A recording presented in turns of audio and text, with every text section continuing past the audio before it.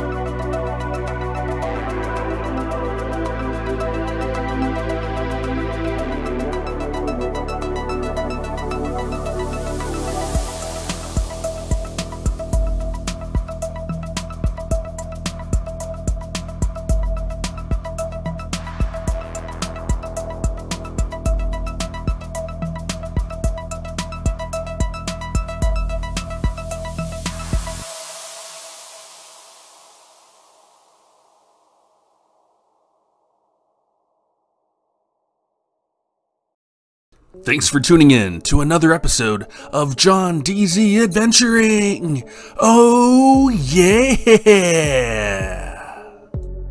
In this mini episode, we're going to look at two things. My 2-inch lifted Honda Passport and an in-depth look at the Honda IVTM4 all-wheel drive system. After I got my Honda Passport lifted, I went to the Rigs and Coffee event where I saw gigantic rigs that just made me feel so small. Thank you, Mohammed, for telling me about this event. It was very enlightening. I had the opportunity to interview people about their MPGs, but I want to cover that in a later video. I finally met Eric from YouTube channel Gridline Go. He's the guy that actually spotted me out in the Alabama hills 5 days into owning my Honda Passport. We'll have my campfire here. Oh my god, look. It's a new Honda Passport. That's a new Honda Passport. I will be doing a separate video featuring Eric and his Honduzu. Go check out his channel and subscribe. Eric snapped a few photos of my nubile SUV. But oh, what a difference a lift makes. Lower and higher. I do have to point out that the lift is not the only reason why my ride is taller. It's also because my tires are now 2 inches taller. Here we can see the difference in height compared to a stock Passport. By the way, that is a non-all-wheel drive version. Non-all-wheel drive models are half an inch shorter, so the ground clearance is going to be 7.5 inches. Looks can be subjective, so I also busted out the ruler to double check.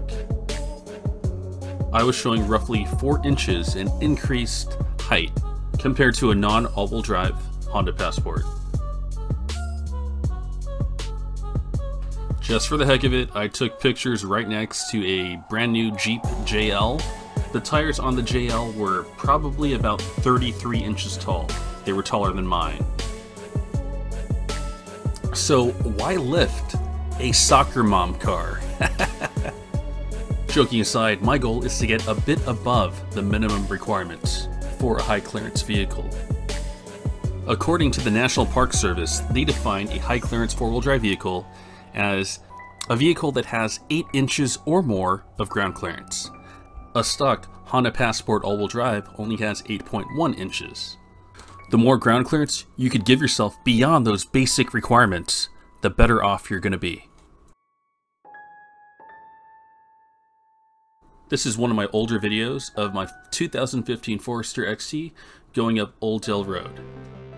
Subaru crossovers come with 8.7 inches of ground clearance. And because I was running taller tires, I had over 9 inches of ground clearance. I was able to make it up this trail, but I didn't really have a cushion for error. And I paid the price. Just a friendly reminder, guys, be sure to carry a full-size spare. A year after that first trip up Old Dell Road in Joshua Tree, I returned, this time with over 2 inches more ground clearance. It was much easier. I had a similar experience with my Honda Passport. Here on this Oriflame trail, I'm struggling. I'm hitting my underbody. But after getting a 1-inch lift from getting bigger tires, I'm climbing up something much more difficult. That's right, I'm going up this trail before my 2-inch lift. I bet many of you are wondering how this lift has affected on-road handling. Before I tell you, I want to show you this clip of my 2015 Forester XT getting lifted and my impressions. Please take everything I say with a grain of salt. I am just an observer. Handling is diminished. The steering inputs are just a little bit lagged. I have a much harsher ride. Wow, that was some brutally honest shit. So with all that said, the answer is a big no. My ride handling has not diminished whatsoever. Keep in mind that a Honda Passport is a large SUV. Subarus are crossovers with impressive handling. You whip them into a turn, you'll go into a predictable drift. It's an amazing experience, and no other vehicle I've driven handles like that. With that said, Subarus have a lot to lose in the ride handling department.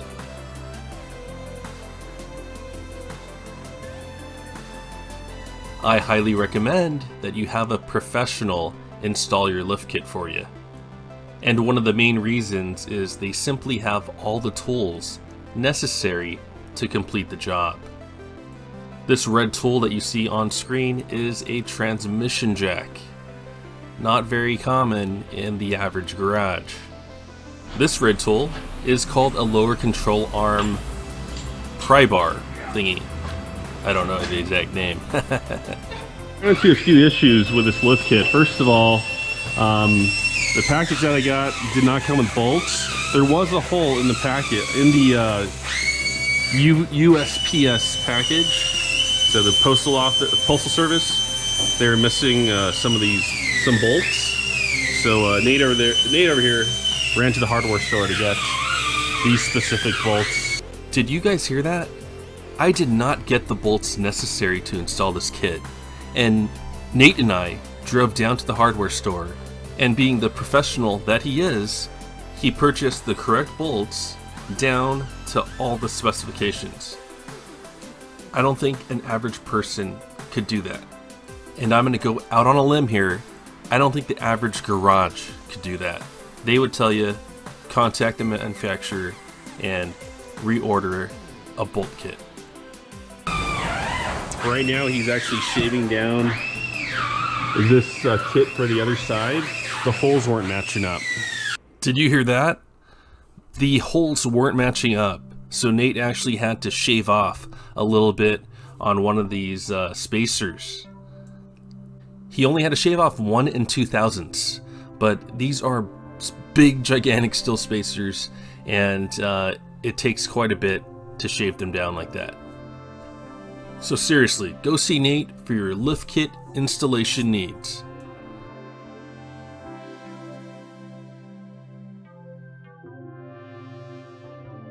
Right after getting my lift kit installed, I was able to take it on a little test drive.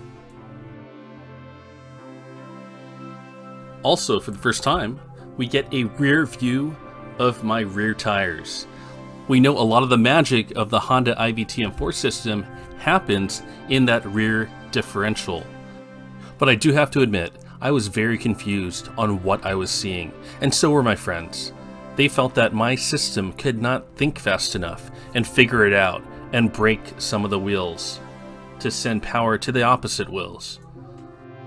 It wasn't until I was able to review this footage that I discovered the Honda IVTM4 system is actually brilliant.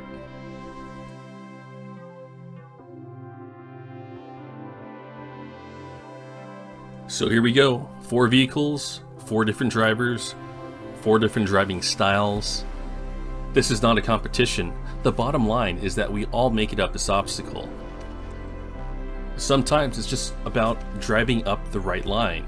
And unless you're a professional, you don't choose the right line all the time.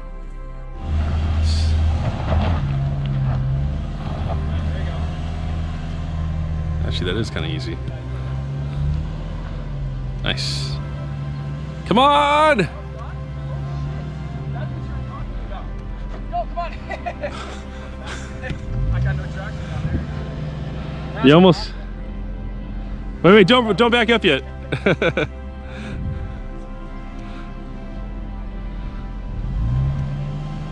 Push! Yeah! Woo! There's horsepower, then there's human power. Here you go. Wow, that's impressive. It just does a full stall. All right. Same driveline, right? Yep. CVT, but he has a turbo. Okay. Woo! Oh shit. Different line. You're doing the same thing. Yeah.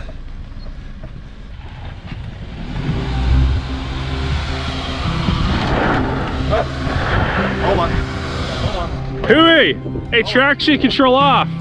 Oh yeah! He always forgets to turn his traction control off. I have my traction control on.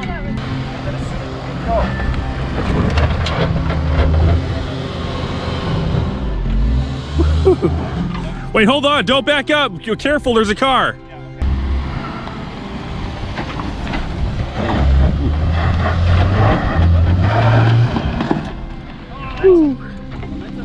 Yeah. True, true. Good point, Eric. Woo! There he goes. There he goes.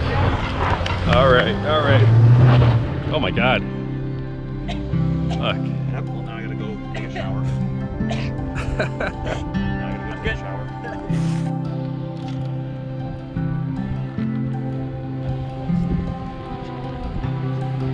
Alright, I'm going normal.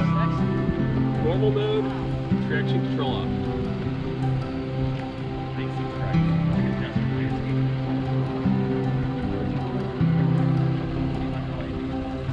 That's good. You want to go through a dip? No, I have my line. Okay. Pretty good line right there.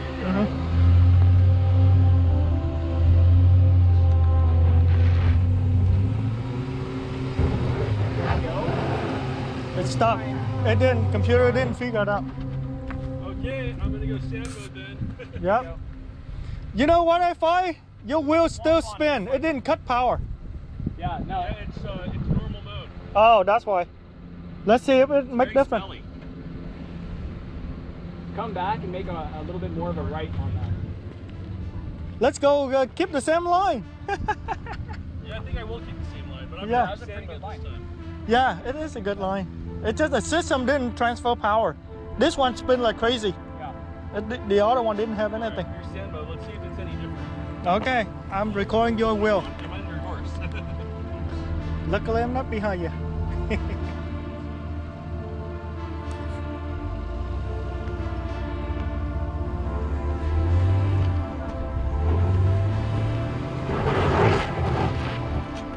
Bit different. Is that different? Yep, Yeah, much better. Keep going. the wheel still spin, but less than before. Yeah. He make a freaking sharp turn right there. There you go. Let's analyze that film. So Hui approaches with a good amount of momentum. His left wheel gets in the air, and he doesn't make it up. I approach at crawl speed. My left wheel gets in the air, and I don't make it up. Stop. It didn't. Computer didn't figure it out.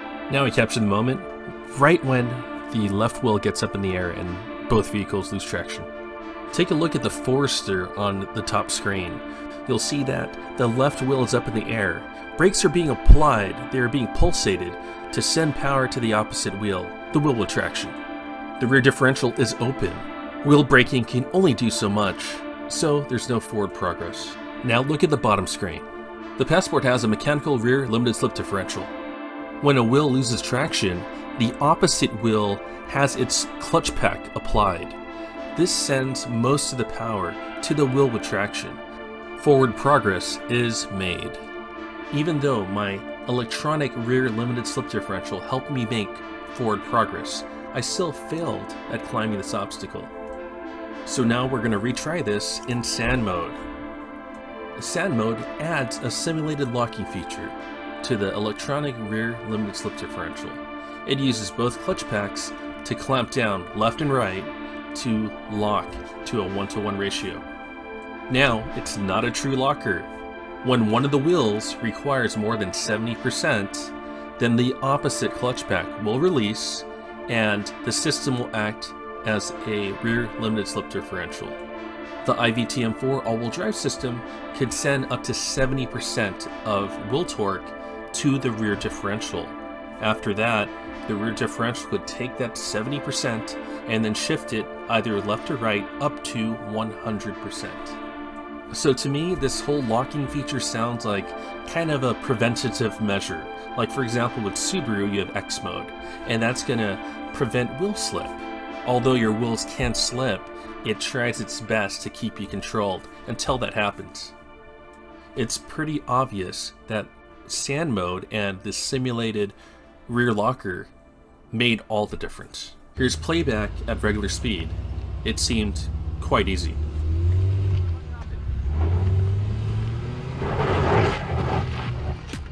Bit different. Was that different? Yep. Yeah, much better. Keep going. Now, same obstacle, but a more difficult line. Driver. Yep. Keep going. Straight up. That's where I was the. So you could hear that. Huey thought that it was just my limited slip differential doing its job. So let's go analyze this in slow motion. I saw something really interesting, so I slowed down this video 5 times. In sand mode, torque vectoring is turned off, and both rear wheels are locked 50-50. It's not a true mechanical rear locking differential. But check that out. Look at that right wheel. It's really trying to hold in a 1-to-1 ratio. You can see before that right tire touched down, it was spinning at that 1-to-1 ratio. I proceed forward at crawl speed. I'm not using momentum. Now you'll see the left tire go up in the air. You'll see that it's trying its best to maintain that 1-to-1 ratio. And after a few tries, it finally gets some grip, and it locks in that 1-to-1 ratio. There it goes. Forward progress is made. So don't confuse that with the rear LSD. The rear LSD actually just spins the tire freely, but at the same time making forward progress. I'm not 100% certain how this works, but I know it's working. Let me show you another example of this. In my last video, I climbed up Kramer's Arch. I would love to see video footage of what my rear tires are doing here. Let's actually zoom in to see if we can figure this out.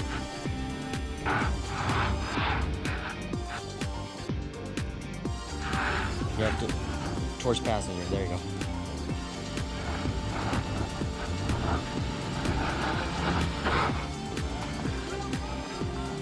Keep going. Go passenger a little bit. Passenger a little bit. Passenger. Keep going. Keep going. Keep going. You gotta go. You're hanging.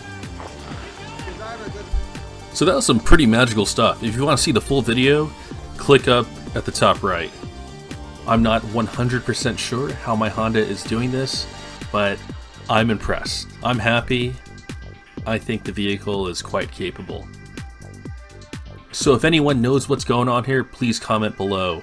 Patrick Rich, I would love to hear your feedback on what is actually happening. You could even reference the video time in your comment to just let us know what is going on, or if there's someone else out there that wants to chime in, please do.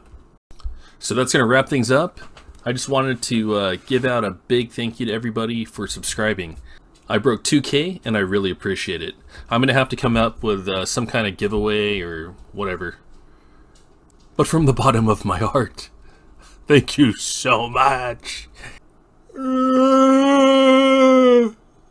That's for all my Star Wars fans out there. As always, enjoy the outdoors and have fun on those adventures. Two-wheel drive. Oh my god. Are you in low? No. You're not in low either? I can't go in low in two-wheel drive. Okay, got it. Oh yeah, that's right. Totally. Woo. Yeah, let's go wipe off that camera there. Okay. Two-wheel drive. Look at that, articulate.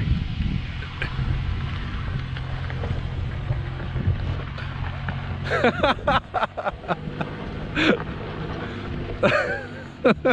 drive.